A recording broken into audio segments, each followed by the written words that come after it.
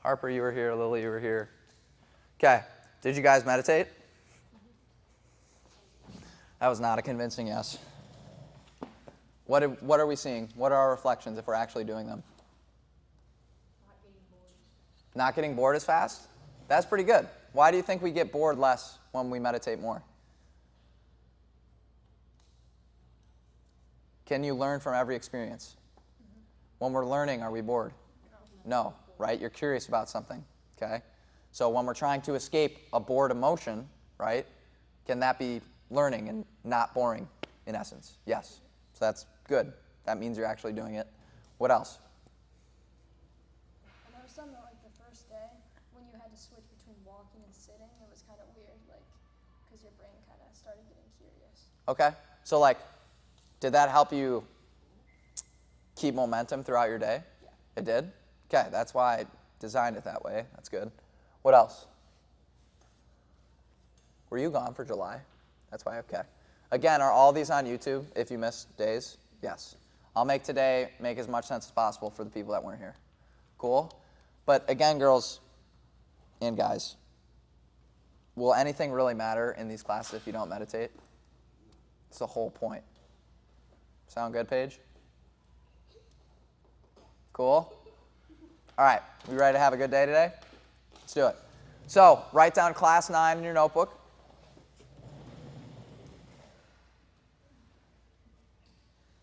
Okay? Emotions and perception. Emotions and perception.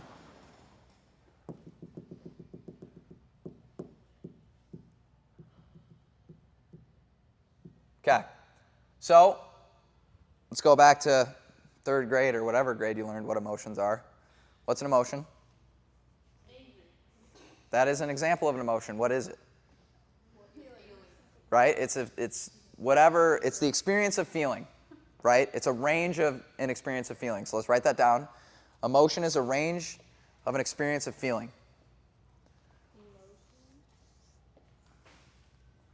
Yes. Is a range of an experience of feeling.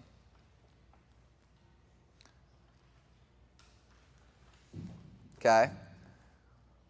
When we talk about emotions, girls and boys, the first problem is, do most people think that there are good and bad emotions?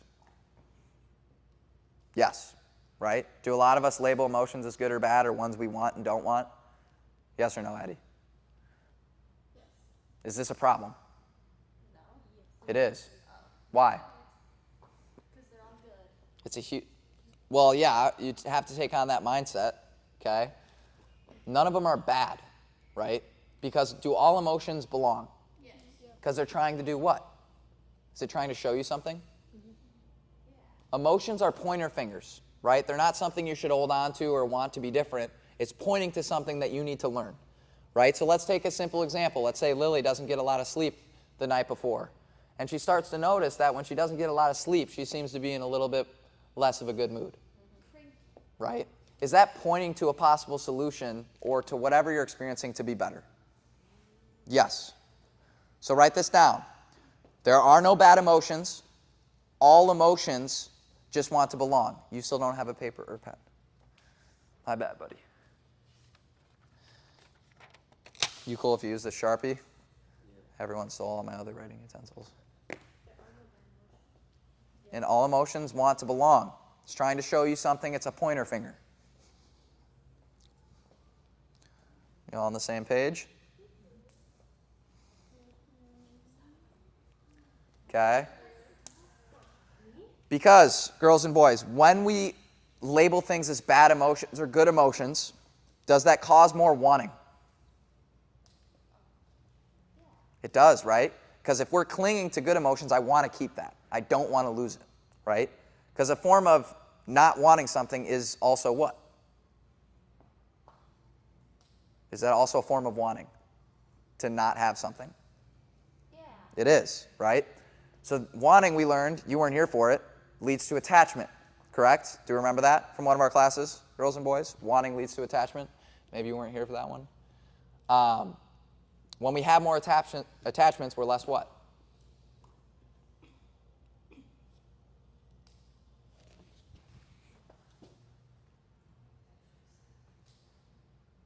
Gosh dang it. Remember when we had this diagram? This circle represents what's going on in the moment. This line represents what? Wanting. Do you remember this? Yes.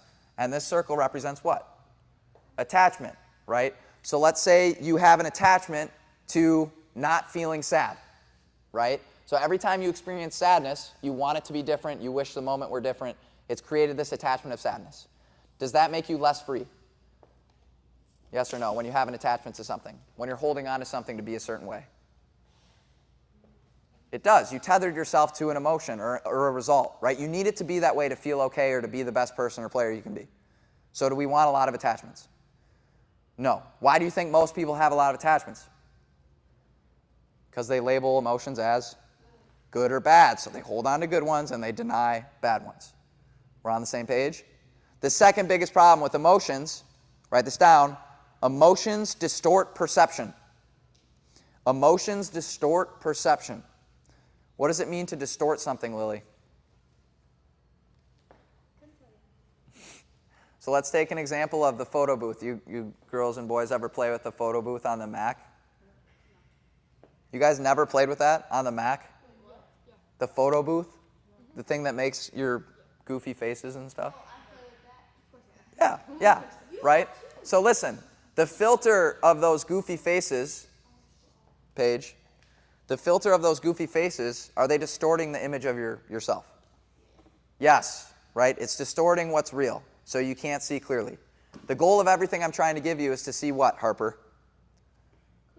Clearly. Because if you can see clearly, can you stop your problems mentally? Yes or no? You can, because you can see the cause. And then can you replicate things that you do want to strive for, or the person you want to be? Because you can actually see what's causing more of those states. Cool? So this whole class is going to be about, essentially, you have to be very, very careful when we're emotional because it's causing a lot of your problems by seeing things in the wrong way. Make sense? We're all on the same page? Okay. So, the first thing we're going to learn about, girls and boys, is pain and suffering. Okay? Have we heard of these terms before? Pain and suffering? What's the difference? Does anybody know? Pain and suffering. Bingo. You can partially control suffering. Okay? Pain you can't control, right? Can pain both be a physical and mental experience? Yes. So don't think pain's just physical experience, right? Say you break your leg, that's a pain of what? Physical, right? Say you lose your pet, that's pain of what? Mental. Does that make sense? What is suffering then? Bingo. Gosh, you, other hand. You guys are so smart, okay? Dwelling on the pain or wishing it to be different or constantly ruminating on it, that's suffering, right? So we're in control of that suffering when we learn to let go and to stop ruminating or dwelling or wanting or wishing or thinking on what happened, the pain. Does that make sense? So that's why there's this two-arrow analogy, right? The first arrow that hits you obviously is going to be painful. That is pain. It's the initial experience. You can't control it. Suffering, right, is the second arrow that you put on yourself. You are the one that puts suffering on yourself. No one else is. Have you ever heard the phrase, always take responsibility? Essentially what that's meaning is taking responsibility of your suffering because no one else is giving it to you. You're the one that is putting it on top of the pain of the experience. Does that make sense? So this whole speech essentially is going to be about learning how to stop putting that second arrow on yourself emotionally. Cool? We're on the same page? Yes? All right. First, let's write down this diagram. Okay, so write a line with two arrows.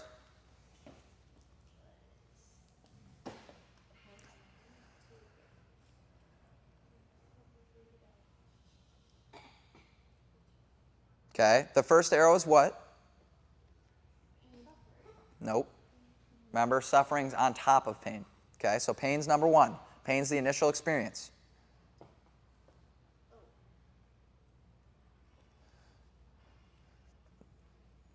The second arrow is suffering. That's when we dwell, ruminate, wish, want on what happened. Right, so Addie, we could use your example from a couple weeks ago when you got injured. I'm sure that was super, super stressful experience with everything else going on with club volleyball, right? So the initial experience of that pain, or the mental pain of accepting that you can't do anything about it, right, that's the pain, okay? But if you continue to think about it week after week after week and how it could have been different, or why me, which is what a lot of us go into, that's suffering. Does that make sense? We're all on the same page? Yes? Okay, now, we're going to talk about, girls and boys, flow again, okay? Flow has to relate to being like what? Water. You were gone for that again. Can someone help explain what being like water is? Be like water. If I punch water a bunch of times, yes. If I punch water a bunch of times, what? Accept challenges. Saying yes to it, forming with the obstacle, right? Saying yes to what you're experiencing, okay? That's learning how to flow with something. Eyes and ears, okay? So, when we talk about flowing with emotions, most people do not do this. Like we learned, they label things as good or bad. So they either cling to something they want or deny something that they don't want, okay? This is called resistance. Have you heard of resistance before in psychology? That's okay. So what is resistance? Resistance band. So does it make it harder on something than it would be without the resistance? Yes. Resistance is in your control. You just have to stop doing it. You have to give it up. So what this would look like, girls and boys, let's say these two circles represent the same emotion, okay? And there's two different ways of handling this emotion. So let's say that we're upset because we had a really, really big game in volleyball and we played like crap, okay? The emotional experience, the pain initially is going to be we're upset, right? We're down on ourselves because we want to be better and we didn't perform like we think we're capable of. The initial experience, can you control that? No, okay? But what you can control, boys and girls, is learning how to flow with the emotion. So saying yes to it essentially, letting it run its course, not denying it. Because if I sit there and deny the emotion, tell myself to not be upset about it or to feel a different way, that's causing resistance. So this line, girls, represents resistance. When we resist something, it creates a block in the mind or within feeling, okay? If I don't have resistance and I have water pass through me, or whatever this emotional feeling is, so these lines, girls, represents feeling or some sort of energy inside of us, okay? If we let it pass freely, will it run its course naturally in a quick manner? Yes or no? It will, because is there anything stopping it from flowing freely through you? Addie, is there anything stopping it? No, okay, eyes and ears. When I resist the emotion, when I say no to it, when I wish it to be different, okay, it's creating a block, correct? So when this energy tries to pass through us, what happens? It gets stuck. And does it take a long time for this energy to eventually pass through us? Yes. So that's why, let's say we're in an emotional rut, okay? We've been really, really sad for 1 to 2 months, which is a very long time to feel that emotion, okay? What's happening here is when we go through our highs and lows in life, or our game, emotionally, okay? When we get stuck in the emotions we don't want, what is going on with the energy that's trying to pass through us? Are we resisting it? Yeah. So does it take longer to pass? Yes. So that's where we get stuck in these ruts or these highs instead of it looking like this. Okay? If it's a roller coaster up and down, all right, we're not saying you're giving into those emotions. We're saying you're feeling them fully, right? So if it's passing through you fully, are you getting stuck in any of the states, essentially? If you're letting it flow, are you getting stuck? No. Do I want you to get stuck? Because it's getting stuck self-inflicted. Yes. Make sense? So now let's go back to this graph. Okay? Let's talk about whenever I draw a circle, boys and girls, the circle represents what is. What does that mean? What is? Think of the butterfly we drew in class 3, right? You have judgment and non-judgment, correct? When we don't judge something, it is what? What is. That's what is means, right? It's what is happening. I'm not putting my take on it. I'm not saying I like it. I'm not saying I dislike it. It's what is. Does that make sense? Now, most of us, when what is happening, do we want it to be different? Right? We're experiencing an emotion that's bad. We shouldn't feel it, right? We want it to be different. So this creates what? Does it create that line of wanting? Wanting leads to what? Attachment, okay? Now, we have this attachment of a certain way I'm supposed to feel, Paige, okay? Let's say, Paige, that you're feeling something that you don't want to feel, okay? You're resisting it. You're avoiding it at all costs. You're trying to convince yourself that I don't feel this way, even when I do. I hang out with my friends to avoid my feelings. A lot of people do that.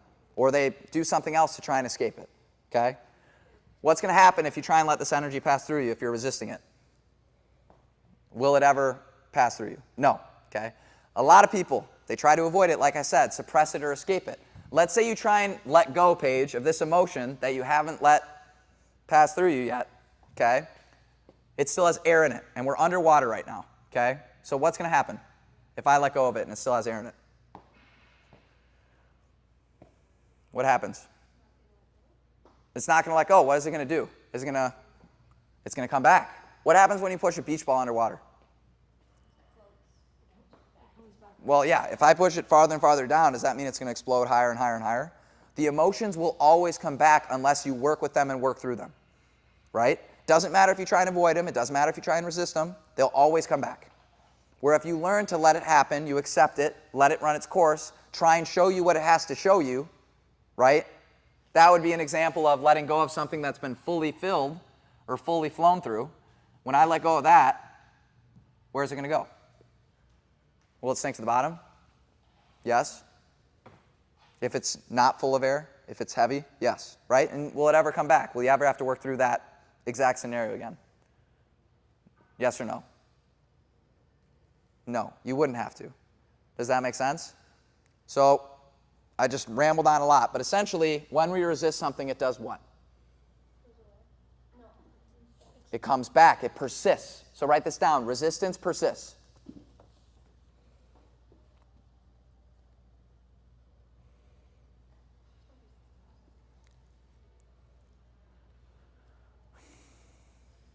So when I say that, we're going to get into it, but emotion distorts perception, am I trying to say we have to learn how to be less emotional? That's not what I'm saying, right? Bingo. What am I trying to say?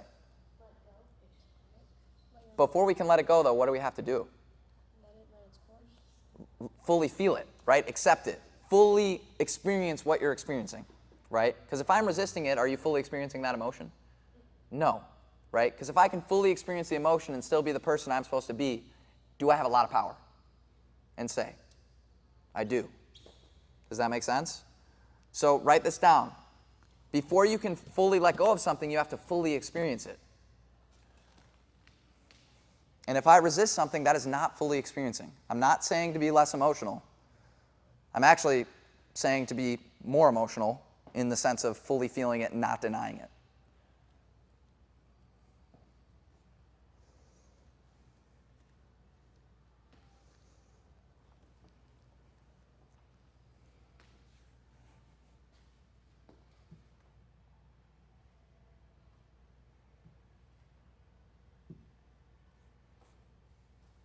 Does that make sense, boys and girls? Do we get how this is kind of can connect to some real life situations so far? Yes? Okay. All right. Now, we're going to talk about emotions and distortion of perception now. Okay, so again, we learned that the photo booth, like when my face becomes a swirl, obviously my perception of me is distorted, correct? Yes? The goal of all this meditation and mindfulness stuff is to see what? To see clearly, right? So it's just like the room analogy page. When the lights are off and you can't see what's going on inside the room of the mind, can you see the problems that you're experiencing? No. Can you fix them then? So let's say you turn the lights half on, you can kind of see, you kind of can't see. Is that better than having the lights off? Yes. But the more clearly we can see, to the point where it's full clarity, you'll be able to make the best decisions and choices to be who you want to be. And you'll have the most amount of power and control over what you can. Does that make sense? So, what we're going to do is we're going to draw a graph, okay? The horizontal line represents time. This middle line is the present moment. The line ahead is the future. And the line behind is the past. Okay?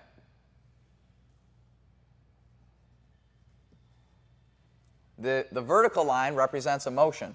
Whoopsies.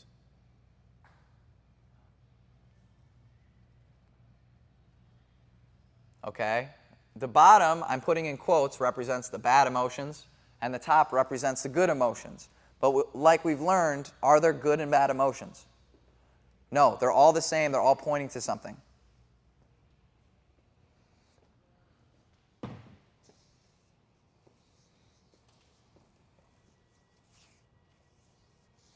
Make sense? So, let's take the present moment. Does anybody want to give a real-life example of an emotion they experienced for longer than normal over the last week? Can be any emotion. Boredom? Tiredness? Okay. I would consider that a state of physical, but you can be tired mentally too, like mental exhaustion. Let's think of a different one. What'd you say? Drained? That's the same thing as tired. You're good. It can be anything, right? You have happy, sad, angry, jealous. There's lots of them. Nobody's got any of them, right? Nobody wants to give an example? Okay, let's give we can use an example for me. This didn't happen to me because I let the emotion pass through me, but this morning I had to go to the ER, okay? I had to miss my first session because I tried to push a door open and a bunch of glass shattered all over my hands. That upsets me because I couldn't be there for the first session, right? But is there anything I could do about the situation? No. But let's say I didn't handle it that way. Let's say I got stuck in the way my morning could have been if I didn't smash the door open and cut my hands open, right? I'm in a bad mood, so let's just say I'm angry, okay? When I'm in an emotional state, everything I perceive is going to be distorted. So this means when you think about the future, you're going to see it from more of an emotional lens than in terms of the one you're in the present moment right now. When you think about the past and recall objective events you experienced, you will see them as worse or better than they actually were, okay? And that also means what you see in the present moment will be worse or better than it actually is depending on your emotional state. Does this make sense? So someone give me an objectively happy memory. Anyone. Can be anything. So did you guys go to the fair? Did you guys have a good time at the fair? Who had someone say they had a good time at the fair. Anybody? Okay, Lily had a great time at the fair. So when Lily experienced this emotion and this experience, objectively it was good. In the moment it was good. That means that's what it was true when it happened. Let's say Lily isn't as good of a mood now, right? When she recalls that exact same memory, in our psychology, we will see it as worse than it actually was, even though we're thinking about the same event that happened. Does that make sense? Let's say I think about something in the future, okay? And before, when I used to think about, who wants to give an example of something they think about in the future and it absolutely excites the crap out of them?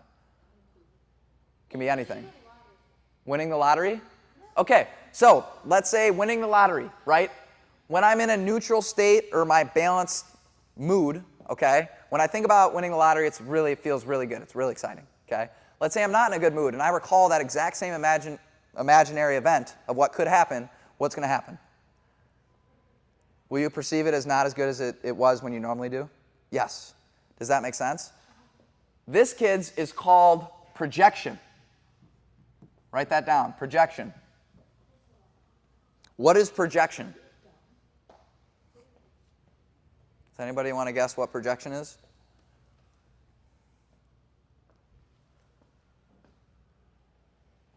No one does? Close. So, yeah, so there's this really interesting law of human nature. When we feel something, what do we want the person next to us to feel? The same, right? We feel bad, we want the other person to feel bad. We feel good, we want the other person to feel good, okay? This is an example of our emotions projecting on to what we see, whether it's other people in the moment or we recall past events. We project that emotion onto what we're seeing. Does that make sense?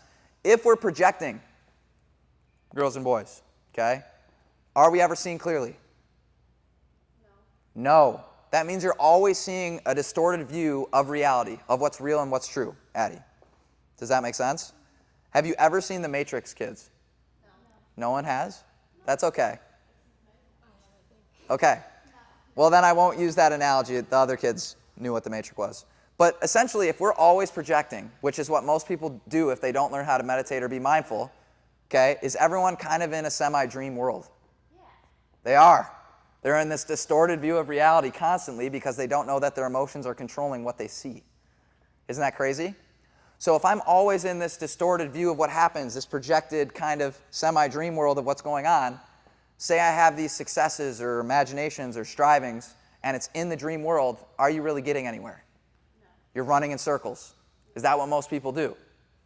That's why a complete gold mine to being essentially growing faster than other people and advancing faster is realizing that everyone's playing in that projected world of their emotions. So being careful when you're in that emotional state to not project onto it, to trying to see it as clearly and objectively as you can will advance you much farther than everyone else. Does that make sense, Lily? Mm-hmm. What did I just say? Well. Lily?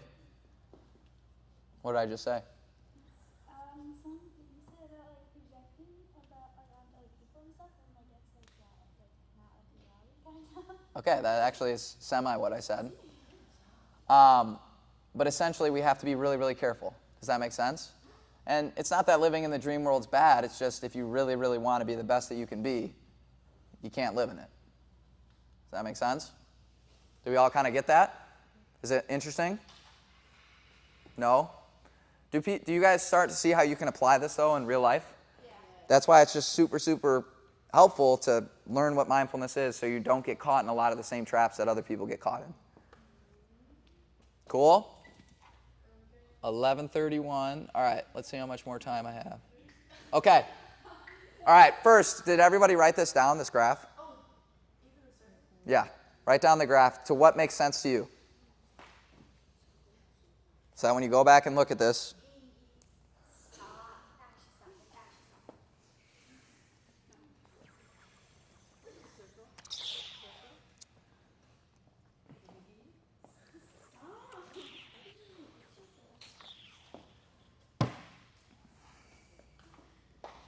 are we good over here, boys? We get it? Let's do, has everyone got that graph written down? Okay, let's use one more example. Let's say in our sport, right? This is the problem with confidence, right? If you tell yourself you're not confident, right, are you in the projected world? Yes. You are, right? Because you're in some state of you're upset or you're unhappy or you're sad because you feel you're not as good as you normally are, correct? So obviously when you recall all the stuff about you and your game, are you going to see it as worse than it is? Yes. So saying you're unconfident doesn't necessarily mean that you're not confident. You're defining yourself by the projected state of emotion. Does that make sense? So just by understanding this, does that give you a whole lot more confidence? It should, because should you get caught in the same trap that you normally do when you're not confident or you feel like you're not good? You shouldn't. It'll take time to practice, but even understanding this can help you not get caught. Cool? Okay. Now, the last thing we're going to talk about today, boys and girls, is thoughts versus thinking. Okay? So, obviously we know that thoughts and thinking are very tied to feeling. We learned that in class 1. How are thinking and thoughts related to feeling something? If I feel something, normally it causes what? So we'll use one of my, did you kids ever see like how I used to wear that glucose monitor? No one ever saw that? Okay, that's fine. So I wear a glucose monitor for the last 20 days to measure how my blood changes with different foods I eat, okay? So let's say you eat something sugary, okay? What happens to your glucose is it spikes, okay? When we're in a spiked state of glucose, kids, do you think I feel different than I normally do? Yeah. And when I'm in that state of feeling of spiked glucose, I'm more hungry, right? So when I feel this hunger, what do you think I'm going to spawn more of? Thoughts of food, right? So feeling and thoughts have a direct correlation. When we think of something, does that cause a feeling? Yes. When I feel something, does that cause a thought? So are they very interlinked? Very. So Paige, what example did I just use to demonstrate how thoughts and feeling are connected? When I'm hungry, right? Yep. I have more what? Thoughts about food. Perfect. So our thoughts and feeling are very connected. We get that? Okay. Now, thoughts versus thinking. They're two very, very different things. Does anyone know the difference? What's the difference? They're very different. They're not. And I'm here to tell you why they're different. It's okay. Does anybody want to guess, or do we need me to hear explain it, Carter? What are you doing? Eyes and ears, kids. We're almost there. 10 more minutes. Come on. Okay? So, thoughts versus thinking. Listen. Pain is the what experience? Initial, right? So thoughts, right, are when we meditate, right? I sit down and I try and focus on my breath and I get lost. What had to start that getting lost? Not thinking. Thought popped in your head, correct? So a thought appeared in my mind. And is that going to happen? Can you control thoughts just randomly appearing? No, that's why they're so random and miscellaneous. They're all over the place because they just appear in our consciousness. Does that make sense? So thought is the initial appearance of a thought. What's thinking? Thinking about the thought. Bingo. So write that down. Right? Thinking is when we put thoughts on thoughts. Right? When we think about the initial thought, that's what thinking is. Right? So if this bubble represents the first thought you have, girls, all of these will be linked to further thoughts. Right? So if I get lost in some imaginary scenario of this beautiful restaurant I want to create one day, it's very possible that it likely stemmed from what thought appearing in our consciousness? Probably something about food. And then he went down this rabbit hole of all these things and how you're going to become this awesome chef. It's just a random example, okay? But all of this is what? What is what I just circled? What part of, which definition is that? Thinking. That's what thinking is, right? When you put thoughts on thoughts. Can you control thoughts? No. Can you control thinking? Yeah. You sure can, okay? Is thinking what causes us all of our suffering? Yes. It is, okay?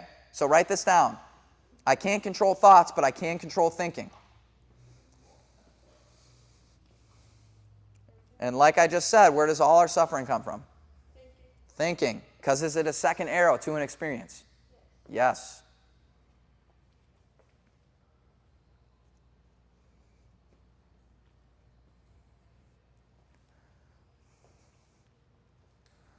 So I'm going to make a really, really bold statement, but we have to remember the definition.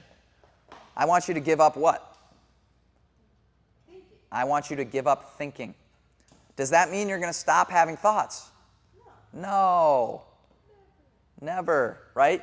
So really, really good ideas, girls and boys, are still going to appear to you. You're still going to be able to function, to do everything you need to do. You don't need to have all the extra layers on top of those initial thoughts. Does that make sense? There are times where you have to sit deliberately, like if you're confused or trying to understand something, intentionally you can say, all right, I want to turn my thinking brain on today. But unless you're doing it intentionally, should you give it up? Thinking. Unless you're doing it intentionally.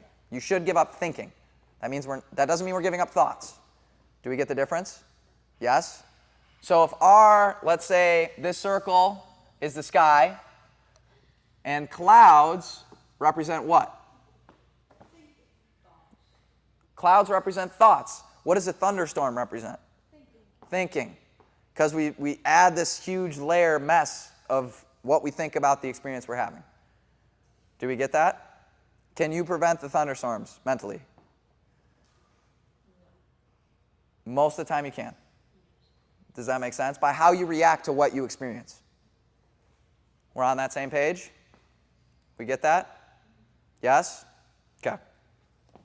Cool. All right. We got 5 minutes and we're going to practice. So,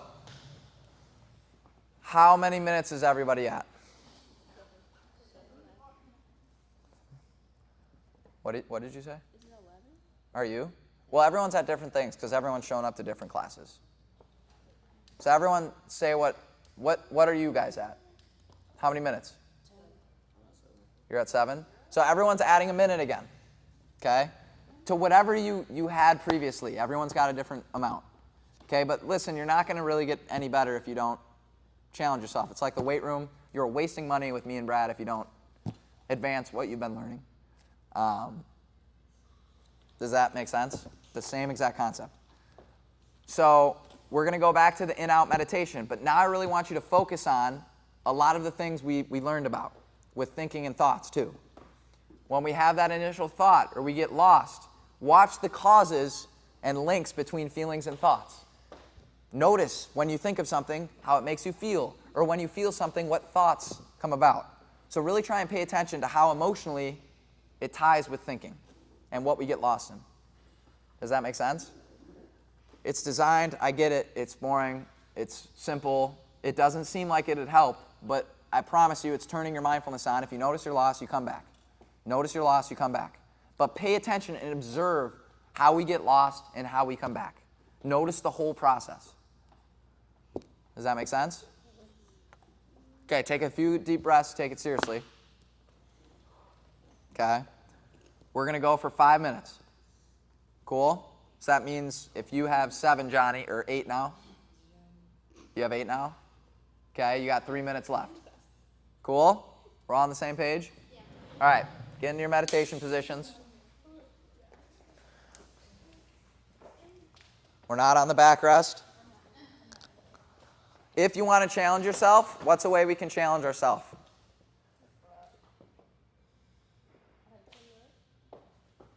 We don't use the in and out cues. So if you haven't done it, if you weren't here the last month, use the in and out cues. But if you've been doing it the whole 9 weeks that you've been with me, if you want to challenge yourself, just focus on the feeling of the breath. You don't have to cue it. But it'll get a lot harder then. Does that make sense? Yes? We're all on the same page.